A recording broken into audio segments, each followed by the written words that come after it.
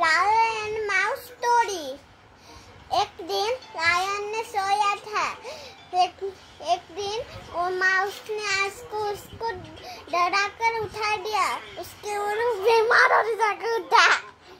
उसके बाद वो खाने के लिए माउस को कहा। वो माउस उसके बाद नहीं मानी, वो प्लीज करे। उसके बाद बोली माउस क्या बोले? मैं कर लाते हैं। माउस कहला काली की मो आसी तमको खाइବାକୁ ଦେମି ମୋର ମତେ। ତାପରେ ସେ କାଲି କି ଲାୟନ ଟା ବୁଲୁଥିଲା। ପୁଣି ଶିକାରୀ ଗୋଟେ ଆସିକି ତା ଉପରେ ଜାଲ ପକାଇଦେଲା। ପୁଣି ସେଇ ରାସ୍ତା ଦେଇକି ସେଇ ମାଉସ ଯାଉଥିଲା।